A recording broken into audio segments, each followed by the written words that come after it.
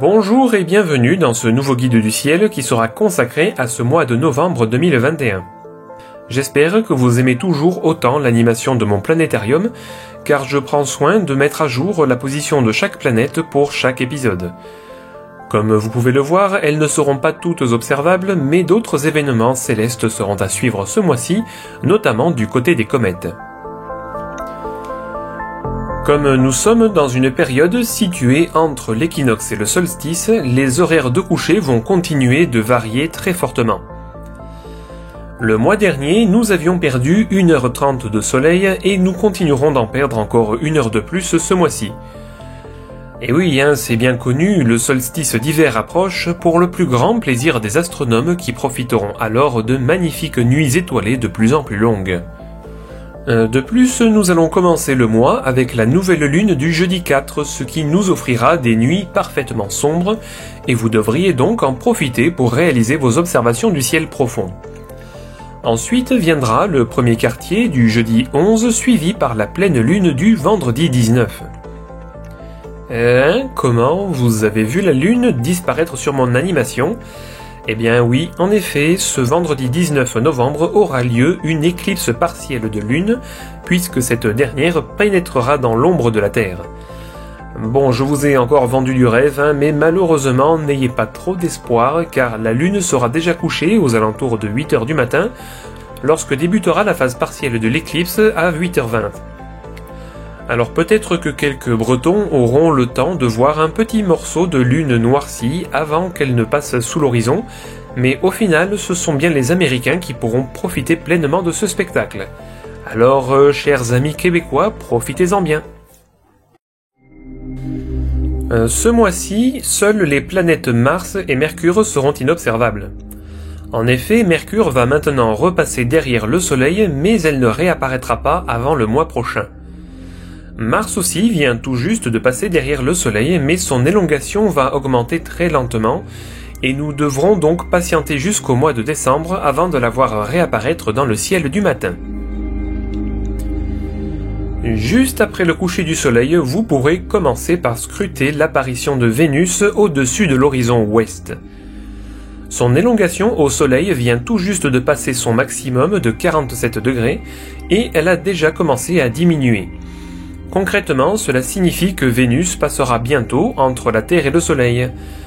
D'ici la fin de l'année, vous aurez quand même le temps de voir sa taille apparente augmenter significativement, et vous devriez donc en profiter pour observer l'évolution de sa phase qui évoluera lentement de son dernier quartier à son dernier croissant. Au fil des mois, Jupiter et Saturne se couchent toujours de plus en plus tôt, mais pour l'instant, elles restent encore observables pendant une grande partie de la nuit. Dès le début de la soirée, Jupiter est toujours aussi facile à identifier au-dessus de l'horizon sud-est, avec Saturne qui se situe à quelques degrés sur la droite. Dans notre course autour du Soleil, nous nous en éloignons actuellement, ce qui réduit progressivement leur taille apparente. Mais rassurez-vous, ça n'influencera que très peu les détails que nous pourrons discerner dans un instrument. Du côté d'Uranus et de Neptune, il n'y a jamais rien de nouveau à vous raconter, car contrairement aux deux autres géantes gazeuses, elles sont trop éloignées de nous pour que nous puissions en discerner le moindre détail. Du coup, j'enchaîne directement avec la présentation des éphémérides des lunes de Jupiter. Comme d'habitude, je vous présente mon nouveau tableau récapitulatif de ces événements que vous retrouverez en lien dans la description. Et comme d'habitude, je vous rappelle aussi que ces 4 lunes sont visibles aux jumelles, et donc tout le monde devrait pouvoir assister à leurs éclipses et occultations. En revanche, leurs ombres projetées se présenteront toujours sous la forme d'un tout petit point noir, et seuls les télescopes les mieux calibrés vous permettront de les discerner. Pour ce mois de novembre, pas de chance car nous n'aurons aucune occasion de voir les lunes disparaître dans l'ombre de Jupiter. En revanche, nous aurons l'occasion de les voir en sortir à plusieurs reprises, notamment le soir du lundi 15 où vous pourrez assister à la réapparition de Io et de Callisto avec seulement 1 heure d'intervalle. Le samedi 6 et le lundi 22, vous aurez tout le temps de constater l'occultation de Io derrière la planète, suivie de la sortie de son ombre environ 4 heures plus tard. Ce mois-ci, nous aurons également de très nombreuses occasions de voir les passages d'ombre. Lors de certaines soirées, si vous observez le ciel pendant suffisamment longtemps, vous pourrez même assister à l'intégralité de ces événements, c'est-à-dire du début à la fin. Du côté du ciel profond, les constellations d'hiver se lèvent de plus en plus tôt, et certains objets dont je vous ai parlé lors de l'épisode précédent se trouvent maintenant assez proches du zénith dès le début de la nuit. C'est notamment le cas de la galaxie d'Andromède qui se trouve maintenant dans d'excellentes conditions d'observation. Si vous bénéficiez d'un bon ciel, vous noterez peut-être même la présence de ces deux galaxies voisines, M32 et M110. En effet, leur rapprochement visuel leur permettent de tenir dans le champ de vision de vos plus grands oculaires. En dessous de la constellation d'Andromède se trouve la petite constellation du Bélier, facilement reconnaissable par ses deux étoiles les plus brillantes. Dans leur alignement se trouve la petite galaxie du Fantôme, M74, située juste à côté de l'une des étoiles du Poisson. Il s'agit là d'une galaxie spirale vue de dessus, mais à cause de sa faible magnitude, seuls les télescopes d'un diamètre 250 et plus pourront vous permettre d'en discerner les premiers détails. Encore un peu plus bas se trouve la constellation de la Baleine, notamment reconnaissable grâce à son hexagone d'étoiles de luminosité variable. Grâce à un petit cheminement visuel, vous devriez facilement arriver à pointer une autre petite galaxie, M77. Elle est plus compacte mais aussi un peu plus lumineuse que la précédente. Bon, par contre, ne vous étonnez pas si vous ne les trouvez pas du premier coup, car les galaxies font partie des objets les plus difficiles à repérer. En effet, votre vision nocturne devra acquérir une certaine expérience avant d'arriver à reconnaître ces petites taches floues. Lors de l'épisode précédent, je vous avais présenté l'amas des Pléiades, donc si vous arrivez à le repérer, au sud-est, vous trouverez facilement l'étoile majeure du Taureau, Aldébaran.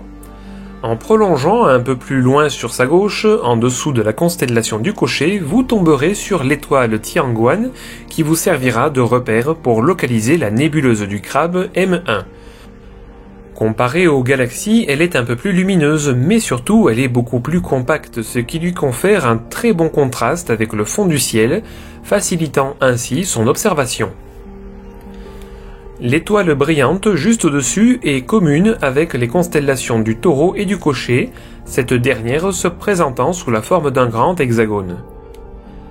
À l'intérieur, on y retrouve une multitude de petits amas d'étoiles tels que les objets de Messier M36 et 38 et bien d'autres. N'hésitez pas à promener votre télescope au hasard dans cette région du ciel car vous devriez facilement dénicher plusieurs de ces amas.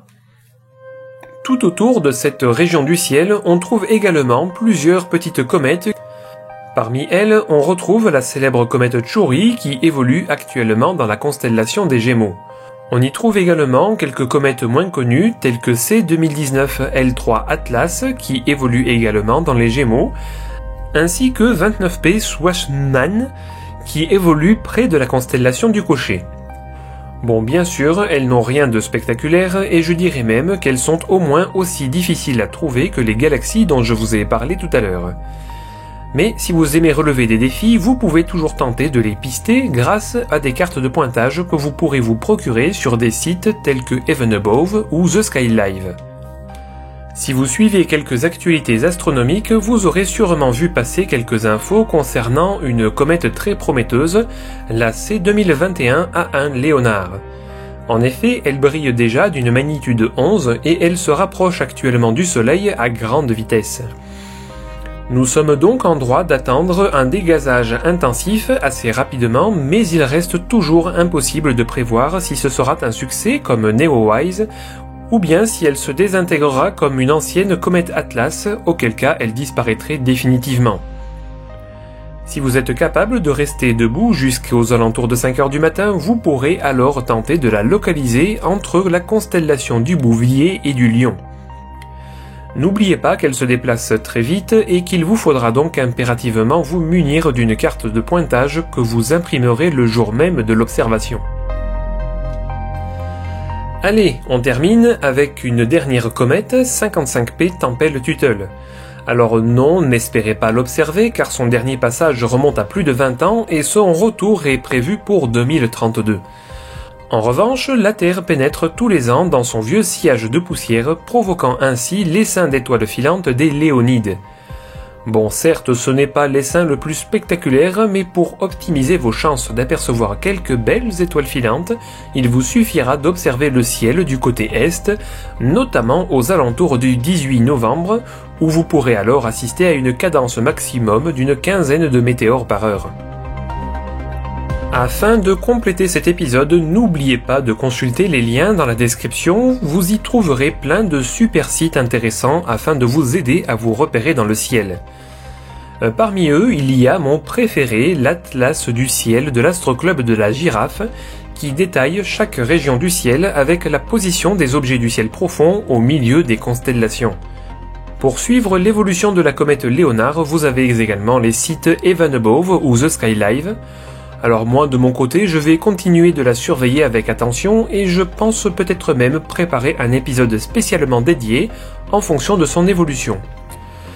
Pour finir, si vous souhaitez partager votre passion de l'astronomie avec plus de personnes, vous pouvez nous rejoindre sur le serveur Discord, la communauté Astro. Vous y trouverez de nombreux fils de discussion triés par thème ainsi qu'un canal vocal dans lequel vous pourrez parler librement avec d'autres passionnés. Et voilà qui conclut ce guide du ciel du mois de novembre 2021. Merci beaucoup de m'avoir suivi jusqu'au bout et rendez-vous pour mon prochain épisode. À bientôt. Mais rassurez-vous, ça n'influencera que très peu les détails que nous. Je vais y arriver. Ainsi que 29P Swashan. Oh la vache. Putain, mais comment ça se prononce cette merde là?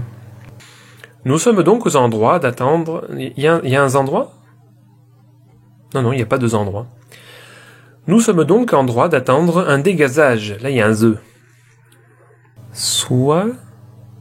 Non, c'est Schwas. Bordel. Alors, attends. Ainsi... C'est comment c'est... Schwassmann.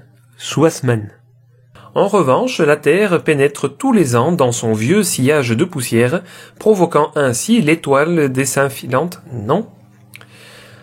Donc Schwassmann. C'est horrible à prononcer ce truc.